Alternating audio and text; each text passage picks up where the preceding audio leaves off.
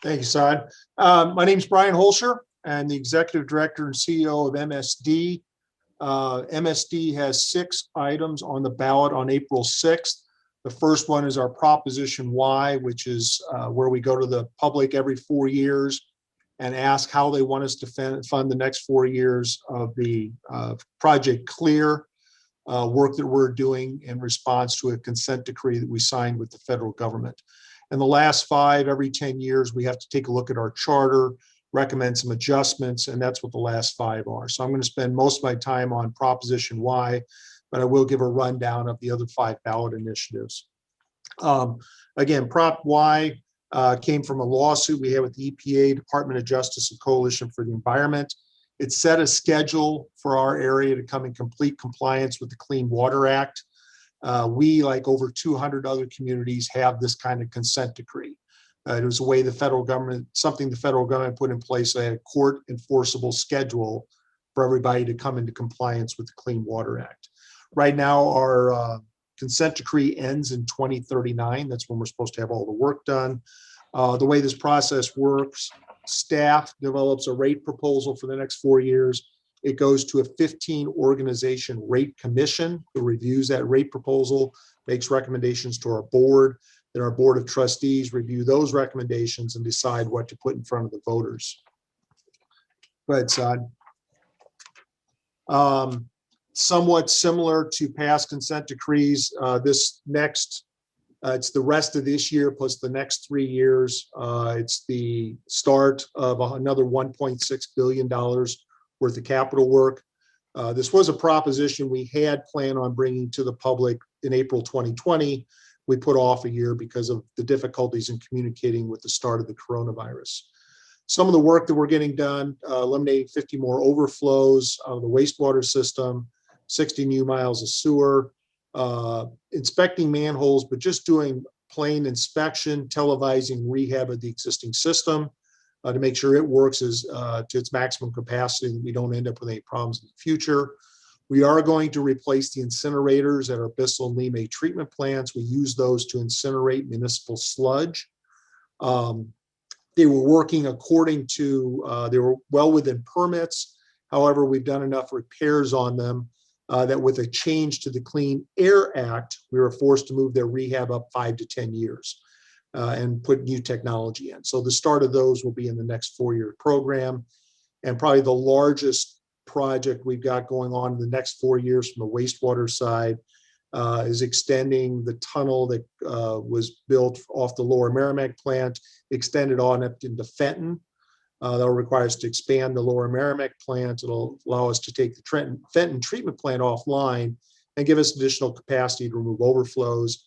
The Lower Merrimack watershed is the only watershed where we don't have one regional plant treating all the flows. And so this solves that problem as well as helps us give more capacity. This is the important part of the slide, what folks will be voting on. What they're going to be asked is whether or not they want to approve an additional $500 million worth of bonding authority from MSD to help pay for the next 4 years of the wastewater program.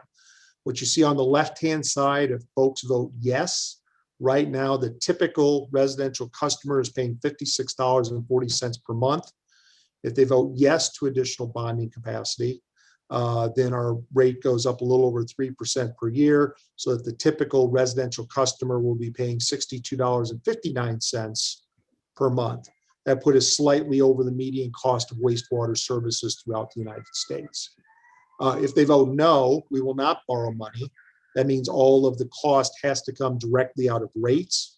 Again, right now, the typical residential customer is paying $56.40 per month. If they vote no and we have to pay for the improvements just out of rates, that cost will go up an average of 15% per year, landing in 2024 at a typical monthly cost of $86.12 per month. So the orange line is what we currently model will happen to the monthly cost for a typical residential customer if we keep issuing a certain amount of bonds, a reasonable amount of bonding. Remember, our consent decree, all the work ends in 2039. So you can see the orange line, obviously, if you're getting to borrow money, is underneath the dark line. The dark line is assuming we don't borrow money from this point forward, and we just pay the cost for rates. As you would expect, if you borrow money, while you're borrowing it, you're paying less per month. Then you get to about 2035, which is the last time we anticipate right now that any bonds will be sold. At that point, the scenario changes. That if we have been paying for rates, your rate without bonding going forward dips below the cost for the bonded scenario. Now, there's a difference in the future. The bonding scenario after 2036 shows you paying more than the non-bonding scenario. And that's the difference of the remaining debt service. Assuming we send our last bonds in 2035, that means there'd be a difference probably for another 30 years. And under the bonding scenario, folks would pay more money through 2065 than if through the non-bonding. So I'll just express what our rate commission looks like. They always insist that we give a bonding scenario to the public. Their logic being the facilities we're building have a 50 to 100 year service life. If all the people over the next 15 years pay for those improvements, then folks in the future will get to use and benefit from those improvements without having put any money towards it.